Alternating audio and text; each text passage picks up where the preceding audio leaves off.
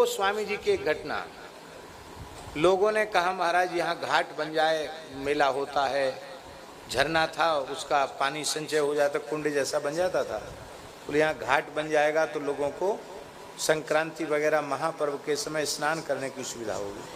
तो उन्होंने कहा जैसा सबका मन हो बना लो घाट। तो लोग इकट्ठे हुए, तो उसका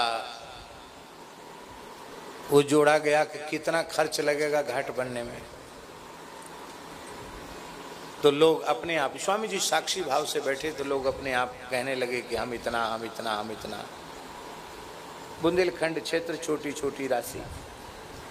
एक सज्जन उठ के खड़े हुए, बोले स्वामी जी किसी के एक पैसे की जरूरत नहीं है, पूरा घाट आपका ये सेवक बना देगा, पूरा घाट अकेले। सब ताली बजाने लगे, बहुत अच्छा हुआ, एक सेठ मिल गया। ये स्वामी जी शांत भाव से बैठे रहे। स्वामी जी ने कहा आपका व्यवसाय क्या है, आपके धन कमाने की पद्धति क्या है, कैसे आप धन अर्जन करते हो? तो थोड़े संकोच में बोले नहीं संकोच मत करो, सही सही बात बोलो। बोला महाराज 2-3-4 जिलों में जितने बड़े ठेके हैं सब हमारे हैं। तो महाराज स्वामी जी बोले ये मेरे सामने की बात है, सुनी हुई बात नहीं बता रहा हूँ, मेरे सामने की बात है। स्वामी जी बोले किसी तीर्थ में जाकर घाट पर स्नान करने से पुण्य होता है, पर तुम्हारे द्रव्य से निर्मित घाट पर स्नान करने से पाप होगा, इसलिए हम आपकी भावना का आदर करते हैं, पर आपका 1 रुपया भी घाट बनाने में नहीं लेंगे। तो वो व्यक्ति बोला महाराज बुंदेलखंड क्षेत्र फिर घाट नहीं बनेगा। बोले हम सन्यासी हैं, संकल्प रहित होकर काम करते हैं, भगवान की इच्छा होगी बनने की तो बन जाएगा, नहीं इच्छा होगी तो नहीं बन जाएगा। हमारे तो भगवान की इच्छा में हमारी इच्छा है, स्वतंत्र हमारी कोई इच्छा ही नहीं है। बने तो बने तो बने, न बने तो बिल्कुल न बने, क्या जरूरत है बनने की? नहीं बने, अब तक नहीं बना। स्वामी जी को पधारे तो बहुत समय हो गया, अब तक नहीं बना, नहीं बना तो नहीं बना। द्रव्य की शुद्धि, धन की शुद्धि, और प्रत्यक्ष रूप में जो पदार्थ हैं उनकी शुद्धि। आज दूध दही घी प्राप्त नहीं हो पा रहा है, पंचगव्य पंचामृत नहीं मिल पा रहा है, गोवंश की स्थिति क्या है सबसे छिपी हुई नहीं है। हर चीज, तिल आ रहे हैं हवन के लिए, रंगे हुए तिल, ऐसे ऐसे आप करो तो हाथ काला हो जाएगा, उसमें कलर किया हुआ है, कौन सा केमिकल है भगवान जाने। इसलिए काले तिल शुद्ध न मिले तो आग्रह छोड़ो, सफेद तिल से करो, शुद्ध चीज करो। हर चीज में मिलावट, हर चीज में तकलीफ। देश काल पदार्थ व्यक्ति पात्र, यजमान में बैठने की पात्रता नहीं है। आज यजमान कौन है यज्ञ का? जो अधिक धन दे वो यजमान है। अब अधिक धन देने वाले का धन कैसा है इसको कोई विचार नहीं करता।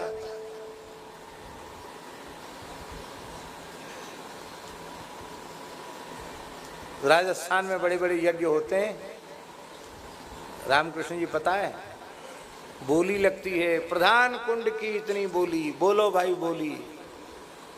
तो फिर वो जो बोली में जो सबसे आगे निकल जाएगा वो जजमान होगा, वो कोई होए। ये यज्ञ की स्थिति है। योग की स्थिति भी ऐसी ही है। ग्रसे कली रोग जोग संयम समाधि रे। आप कहें योग की स्थिति ऐसी क्यों है? योग जो है आज पूरे विश्व का आकर्षण योग के प्रति है, और विश्व योग दिवस भी आने वाला है, और योग का आदर करना चाहिए। योग आसन प्राणायाम करके स्वस्थ रहना चाहिए, इसमें कोई खराबी नहीं है, अच्छी बात है। लेकिन एक बात हम पूछते हैं कि योग का आश्रय लेकर आप स्वस्थ शरीर चाहते हैं, किस लिए स्वस्थ शरीर चाहते हैं? भोग के लिए स्वस्थ शरीर चाहते हैं कि भजन के लिए स्वस्थ शरीर चाहते हैं? तो झूठ बोलोगे तब तो कहोगे भजन के लिए, और सही बात बोलोगे तो कहना पड़ेगा कि भोग की वासना पूरी भई नहीं, शरीर पहले ही रोगी बूढ़ा हो रहा है। तो ऐसे ऐसे करके कुछ देख लो, श्री केशव राम जी के न कोई कलर लगाया है बालों में, ना ऐसे ऐसे करते हैं, 2 समय की संध्या करते हैं, जब करते हैं। 96 वर्ष की आयु है, अभी भी केस काले हैं। शेठ जी का संग किया, भाई जी का, स्वामी जी का संग किया, ये उसका परिणाम है। हैं? कहाँ है?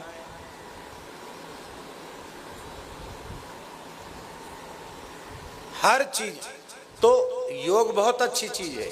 योग के संबंध में एक श्लोक भगवान के मुख से निकला हुआ है, वो लिखने योग्य है। भगवान ने कहा, मनो ये नैव विधिना प्रसन्नो याति सत्पथम। योग इतना उपकारक है हमारे जीवन में कि जीव प्रसन्नता पूर्वक भगवान की प्राप्ति के पथ पर चल पड़े, इसके लिए योग है। माने योग साधन है, साध्य तो भगवान, लेकिन योग केवल और केवल भोग की वृत्ति का साधन बन के रह गया। इसलिए ग्रसे कली रोग जोग संयम समाधि रे, भलो जो है पूछ जो है दाहिनो जो बामरे, राम नाम ही सो अंत सब ही को कामरे, राम जपु राम जपु राम जपु बावरे। हमारे पूज्य सदगुरुदेव श्री पहाड़ी बाबा महाराज महान योगी थे, ऐसे समर्थ योगी थे। हमने ऐसा अनुभव किया है कि वे अपने संकल्प से समाधि लगा सकते थे, ऐसे थे वो। अपात्र कुपात्र व्यक्ति के लिए भी वो निश्चय कर लें कि इसकी समाधि लग जाए, तो नजर से देख लें तो समाधि लग जाए। समर्थ महापुरुष थे। ऐसी ऐसी विचित्र घटनाएं कि आप विश्वास ही नहीं करोगे कि ऐसा भी संभव है क्या। और हम तो प्रत्यक्ष अनुभव करने वाले हैं। पर वो कहते थे कि आंख मूंदकर फोटो खिंचाने वाले योगी बहुत मिलेंगे कि उनकी समाधि लग गई, उनका अमुक हो गया तमुक हो गया, लेकिन ईमानदारी से योग के पथ का आश्रय लेकर जिन्हें आत्म साक्षात्कार हो चुका है, ऐसे खोजने से गिने चुने मिलेंगे। कई बार तो यहां तक कह देते थे वो कि 2 हाथ पैर वाले मनुष्यों में हमारे जैसे भी मुश्किल से मिलेंगे, ये कर देते थे। ऐसे समर्थ पुरुष थे वो। पर उसके लिए उन्होंने कितना कठोर साधन किया। तो महाराज जी कहते थे, तुमसे नहीं बनेगा, तो फिर हमसे नहीं बनेगा तो हम क्या करें? तो कहते थे, तुम्हें विश्वास भी नहीं है, श्रद्धा भी नहीं, क्या कहें तुमसे? नहीं महाराज जी कुछ तो कहिए। तो कहते, जितने योग हैं उन समस्त योगों में वैखरी वाणी से राम नाम जप के सिवा, राम नाम जप से बड़ा कोई दूसरा योग नहीं। नाद योग, हठ योग, राजयोग, लय योग, मंत्र योग, इनका आश्रय लेने से हो सकता है 2-3 जन्म लग जाएं, पर नाम योग से एक ही जन्म में सब कुछ मिल जाएगा। लेकिन लोग करते तो है नहीं। बड़ी माला, हजारा माला जिसको कहते हैं, उसको लटका के कोई उनके सामने आ जाए तो बहुत नाराज होते थे। अब सभा में हम कैसे कहें, वो तो त्यागी महात्मा थे। मूर्ख कहीं के। तुलसी सालिग्राम जी को चढ़ती है, कहाँ चढ़ा रहा है तुलसी? क्योंकि लटकती हुई नीचे तक चली जाती है हजारा माला। कहाँ तुलसी चढ़ा रहा है? तुलसी सालिग्राम जी को चढ़ती है, कहाँ चढ़ा रहा है तुलसी? महाराज क्या जप ना करें? आसन पर बैठकर कितनी देर माला फेरते हो? दिन भर तो प्रपंच में रहे, शाम को बढ़िया श्रृंगार करके माला लेके निकल पड़े कि लोग देखें कि हम भजन करते हैं। कि बाजार लगाने की चीज है। कई बार कहते थे भजन की हाट लगती है। क्या लगती है? बाजार। कितने बजे से? कहते रात को 2 बजे से लेके और सवेरे 5 बजे तक भजन की हाट लगती है। कितने बजे से? रात को 2 बजे से लेके सवेरे 5 बजे तक भजन की हाट लगती है।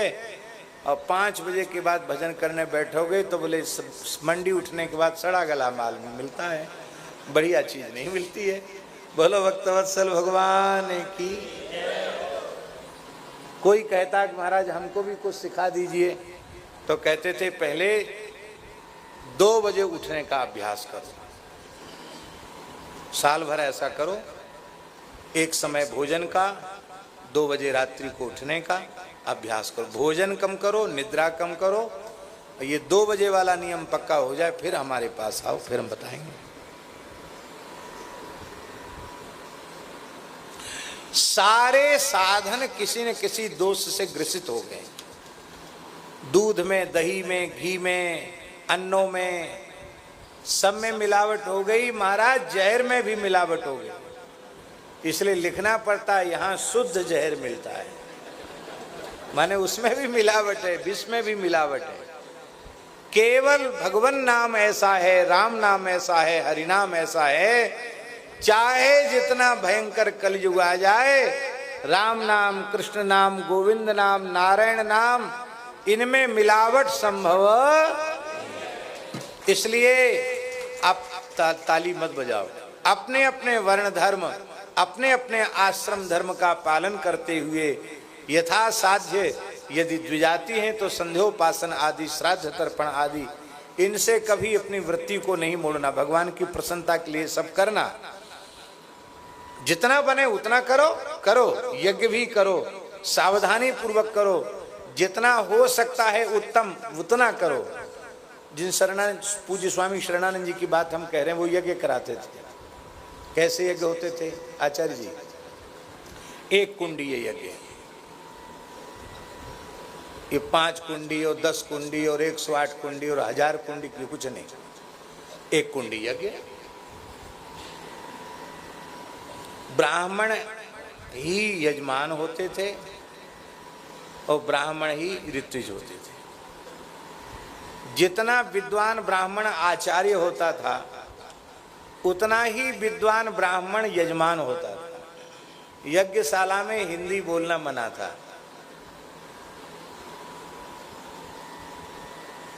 ब्राह्मणों को त्रिकाल संध्या यज्ञशाला में ही करनी होती थी। भोर में जल्दी आ जाओ, वहीं बैठ के संध्या करनी पड़ेगी। 1 कुंडी यज्ञ होते थे। और जो यजमान, हाँ, प्रतिनिधि सबका वो यजमान बन जाता था। और यजमान बने ब्राह्मण को भी दक्षिणा होती थी, आचार्य की दक्षिणा होती थी, ब्राह्मण, सबकी दक्षिणा, सबकी। तो सबकी दक्षिणा होती थी। और एक एक छोटे से छोटे यज्ञ का परिणाम दिखाई पड़ता था, क्योंकि जितना हो सकता उतना वो सावधानी रखते थे। अनुशासन ऐसा था। एक पंडित जी बहुत अच्छे थे, यज्ञ में दीक्षित थे, पास के गांव के थे। कोई बहुत जरूरी काम पड़ गया तो घर चले गए। शाम को, रात में जब यज्ञ हो जाता तो चले गए घर। सवेरे आए तो स्वामी जी ने कहा बाहर बट के नीचे बैठकर जप करो, दक्षिणा आपको पूरी मिलेगी, यज्ञ में प्रवेश नहीं होगा। घर क्यों गए? बोले महाराज जिसकी आशंका से आप कर रहे हो वो सब कुछ नहीं हुआ, माने हमारा संयम नष्ट नहीं हुआ। बोले ये हम नहीं पूछ रहे हैं आपसे। आप जब यज्ञ में संकल्प लेकर बैठ गए तो फिर आपको कोई जरूरी, यज्ञ से आवश्यक दूसरा कोई काम नहीं। आपको दक्षिणा पूरी मिलेगी, आपका पूरा आदर होगा, लेकिन यज्ञ में तो आप नहीं। इससे फिर दूसरों में शिथिलता आएगी। किसी ब्राह्मण को मना नहीं करते, योग्य हो अयोग्य हो। योग्य तो उनको भीतर जाते हैं, और जो केवल नाम मात्र के ब्राह्मणों को कहते कीर्तन में बैठो तुमको दक्षिणा मिलेगी, हनुमान चालीसा के पाठ में बैठो दक्षिणा मिलेगी, सुंदरकांड का खंड पाठ होता उसमें बैठो दक्षिणा मिलेगी। ज्यादा से ज्यादा वो ब्राह्मणों को ही बिठाते, कहते भैया इनका तो भगवान के अलावा और कौन है, और सबके तो अलग अलग धंधे हैं, तो हर काम में ब्राह्मणों को बिठाते। बड़े ब्राह्मण भक्त थे। नारायण। तो कहाँ इतनी सावधानी है? इसलिए योग यज्ञ जप तप आदि सब करो, पर मन में ये पक्का रखो कि कल्याण तो केवल राम नाम से ही होगा। इसलिए अधिक से अधिक राम नाम का आश्रय लो, भगवान नाम का आश्रय लो। और कौन सा ऐसा साधन है जिसमें नाम ना हो? कर्म कांड में देखो, कर्म मार्ग में प्रातःकाल उठने से लेकर सोने तक प्रत्येक क्रिया में भगवत स्मरण है। अब देखो, आप बैठे पूजा करने बैठे तो ओम केशवाय नमः, माधवाय नमः, नारायणाय नमः, भगवान का स्मरण है कि नहीं? ऋषिकेशाय नमः, गोविंदाय नमः। फिर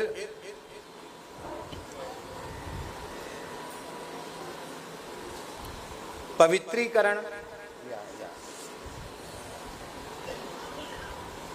श्री राम जय जय राम, श्री राम जय जय राम, श्री राम जय जय राम, श्री राम जय जय राम, श्री राम जय जय राम,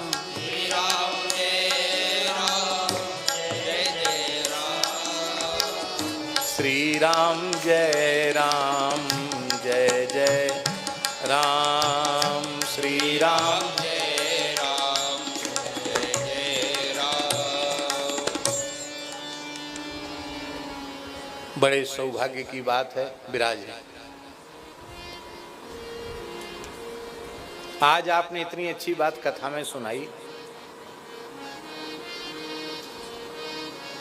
कि कथा सुंदर होनी चाहिए, वक्ता भले ही बंदर हो, कोई बात नहीं। इतनी सुंदर कथा हनुमान जी ने जानकी जी को राम जी की सुनाई। जानकी जी ने कहा भाई कहीं सो प्रकट होत किन भाई, इतनी बढ़िया राम कथा सुनाई, वो सामने क्यों नहीं आते? बोले सामने कैसे आवे, कथा ही सुंदर है, सुनाने वाला तो।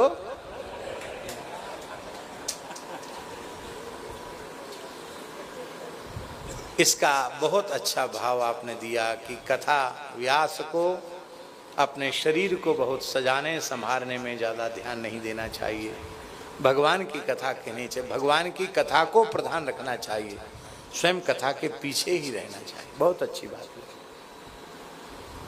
खूब सुख मिल रहा है, ऋषिकेश में ये आनंद हो रहा है। तो हम निवेदन कर रहे थे